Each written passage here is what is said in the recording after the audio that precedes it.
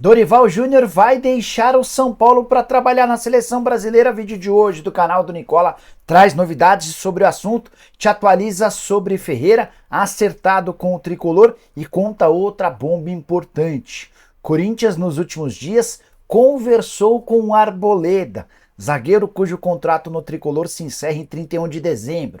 Quero falar também sobre Kevin, de saída do Palmeiras, vai jogar no Shakhtar Donetsk. O Bahia mais perto de anunciar a contratação de Caio Alexandre. Tem novidades no Santos, as últimas no mercado e muito mais. Antes de tudo isso, deixa eu só me apresentar. Me chamo Jorge Nicola, jornalista esportivo, e o objetivo por aqui é deixar você por dentro de tudo que está rolando com o seu clube do coração para não perder nada. Aperta o botão vermelho de inscreva-se, ative todas as notificações, também não esquece de deixar like. Combinado? Bora contar que todo esse conteúdo é um oferecimento de 1xBet, a mais antiga parceira do canal do Nicola, e nessa sexta-feira tem um monte de jogo na Copa São Paulo de Juniores e também no exterior. Tô colocando na tela partidas com os meus palpites para te ajudar a se consagrar. Tem, por exemplo, Copa da Inglaterra com Tottenham e Burnley, tô indo de vitória do Tottenham. Também na Copa da Inglaterra, Fulham e Rotterdam, obviamente vou de Fulham. Brentford e Wolverhampton, esse jogo é um pouquinho mais complicado, tô imaginando um empate. Campeonato italiano, Inter de Milão e Verona, vou de vitória da Inter. Para completar, campeonato português com Sporting e Estoril, vitória tranquila do Sporting. Para participar no xBet, super simples. Pega o link que está no comentário fixo, faz seu cadastro e não esquece de usar o código Nicola para ter direito a 100% no valor de bônus no valor do seu depósito. Combinado? Bora começar o vídeo com aquele tradicional giro de notícias. A primeira informação é de que o Curitiba está tentando contratar o atacante Figueiredo, que pertence ao Vasco.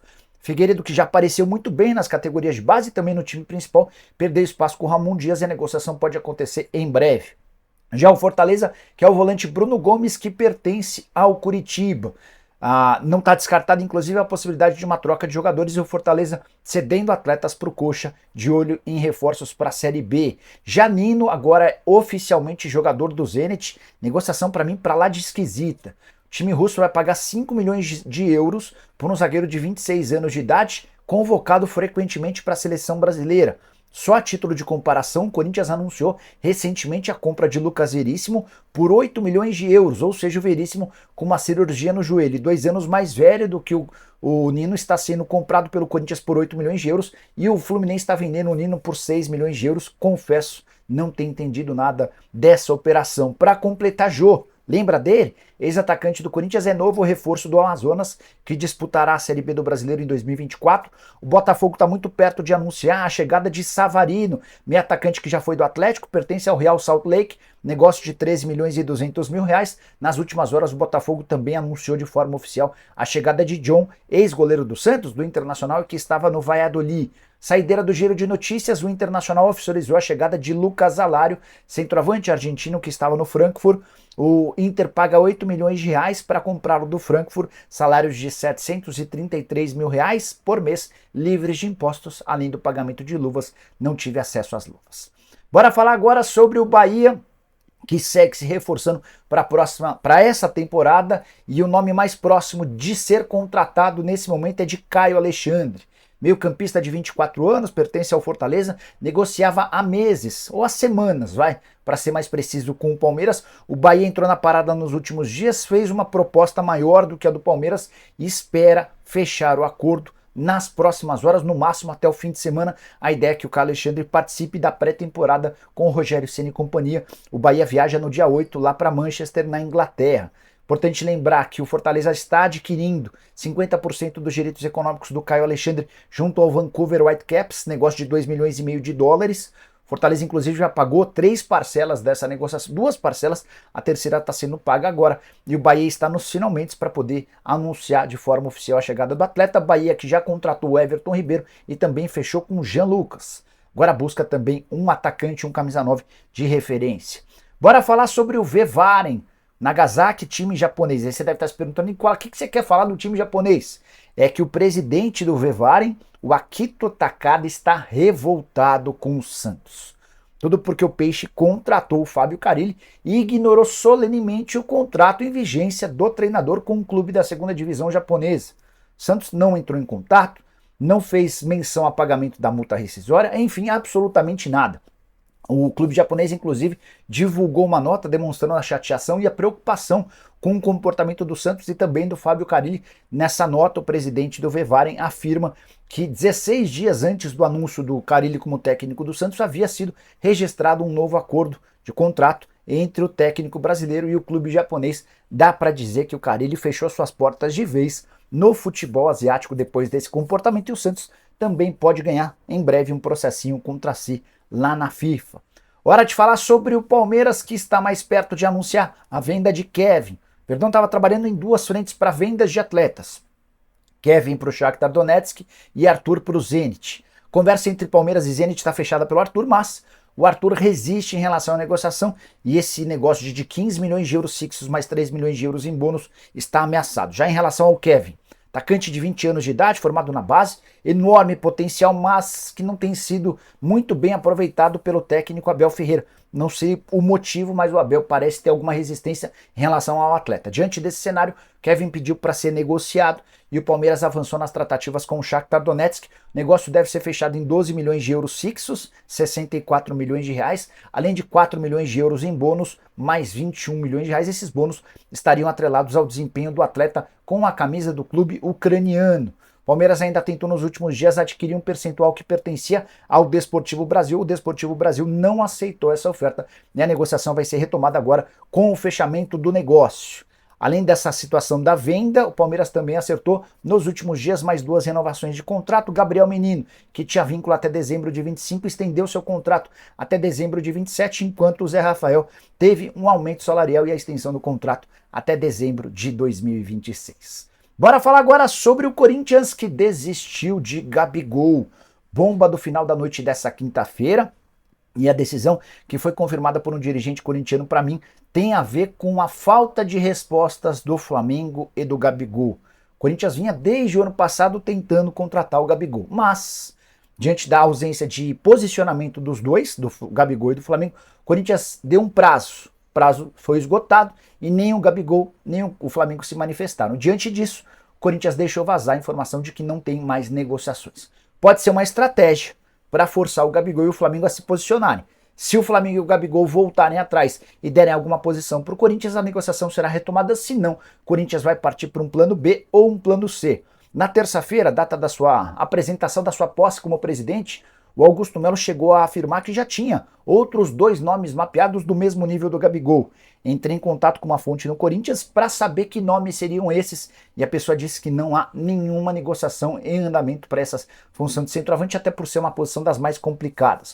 O Corinthians sondou a situação do Roberto Firmino, se impressionou com os números, soube que não há nada próximo em relação à rescisão do contrato com o Al-Ahly da Arábia Saudita. Diante disso, não dá para dizer que o Firmino é uma possibilidade. Ou seja, o Corinthians está no mercado. Recentemente, inclusive, conversou com Juliano Bertolucci, que é o maior empresário brasileiro em atividade, para perguntar se não existia alguma sugestão de nome, e a verdade é que o Corinthians está atrás de alternativas para ter seu camisa 9 em 2024. Bora falar agora, informação exclusiva, o Corinthians está negociando com Arboleda, zagueiro equatoriano cujo contrato no São Paulo se encerra em dezembro de 2024. Não à toa, ou talvez não por coincidência, o São Paulo já abriu tratativas com o Arboleda para tentar renovação de contrato. É importante dizer que a primeira proposta do São Paulo, feita ao Arboleda para estender o vínculo, foi recusada. São Paulo promete um novo encontro para tentar convencer o Arboleda a estender seu vínculo. Dessa maneira, o São Paulo não correria o risco de ver o Arboleda assinar um pré-contrato com qualquer outro clube em julho, para se mudar de graça para esse outro clube a partir de 1º de janeiro do ano que vem. Posso contar para vocês que o contato do Corinthians com os representantes do Arboleda foi feito no ano passado por uma pessoa muito próxima ao Augusto Melo, com autorização do presidente alvinegro, e essa pessoa passou aos dirigentes do Corinthians que o Arboleda vê com bons olhos a chance de jogar no timão. O pessoal do São Paulo desconfia dessa informação, até pela identificação que o Arboleda tem com o São Paulo, atleta que chegou em 2017, já são 252 partidas e 18 gols marcados, uma das referências entre os torcedores no atual elenco do Tricolor. A verdade é que com a entrada do Corinthians na parada, certamente a renovação de contrato do Arboleda no São Paulo vai ficar bem mais cara. Vacilo dos dirigentes tricolores que não poderiam ter deixado o contrato do Arboleda chegar ao seu último ano. Toda vez que você deixa chegar no último ano, ou você corre o risco de perder o atleta, ou certamente vai gastar mais caro, especialmente quando um rival entra na parada. Prometo ficar de olho nessa história e qualquer novidade sobre Arboleda no Corinthians ou estendendo seu contrato no São Paulo eu conto para vocês por aqui. Combinado? Bora falar agora sobre Dorival Júnior a caminho da seleção brasileira. Notícia que explodiu como uma bomba nessa quinta-feira. A informação foi trazida depois de uma série de pequenas novidades. A primeira delas, de que graças a uma liminar, o Edinaldo Rodrigues, o presidente que estava afastado da CBF, foi devolvido a seu cargo de presidente da entidade que cuida do futebol brasileiro e também da seleção.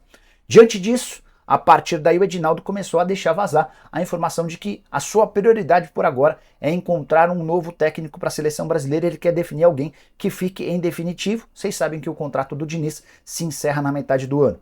A ideia da CBF é contar com um técnico de forma definitiva e, mais do que isso, de forma exclusiva, para acabar com essa história de acúmulo de trabalhos do Fernando Diniz enquanto trabalha na seleção. Também é técnico do Fluminense.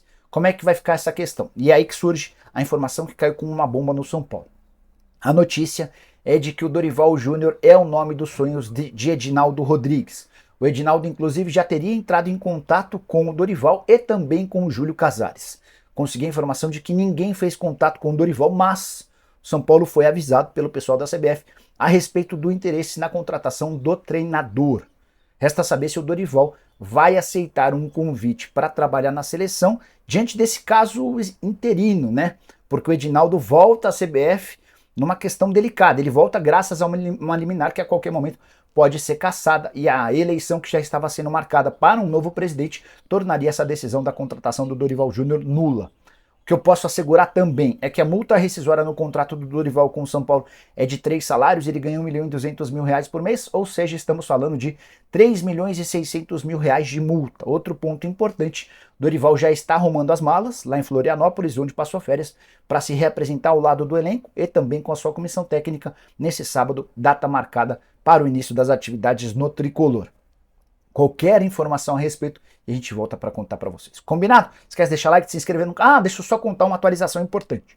Ferreira é jogador do São Paulo, tá? Ele respondeu à proposta do São Paulo, a oferta, durante toda a quinta-feira, um enorme dilema, porque o Ferreira havia recebido uma oferta maior do Bahia, colocou em dificuldade a negociação com o São Paulo, mas na noite de quinta-feira, por volta de 9h30, o empresário dele, o Pablo Bueno, ligou lá da Turquia para o São Paulo para dizer que o Ferreira havia aceitado todas as condições de negócio do Tricolor e que o acordo estava fechado, vínculo de 4 temporadas, o São Paulo vai desembolsar 2,5 milhões de euros apenas pelos 35% dos direitos que pertenciam ao Grêmio, está adquirindo outros 30% para passar a ter 65% dos direitos econômicos. Ferreira é aguardado no final de semana, no máximo na segunda-feira, para a realização de exames médicos e assinatura desse contrato. Já está, inclusive, procurando lugar para morar perto do CT da Barra Funda, quarto reforço garantido pelo São Paulo. Antes o Tricolor já havia fechado com Eric, do Ceará, Luiz Gustavo, que estava livre no mercado, e Vila Sante, volante que pertencia ao Cerro Porteño. Curtiu o vídeo? Deixa o like, se inscreve no canal, a gente se vê de tarde. Tem também programa do Nicola a partir das 7. Abraço, tchau!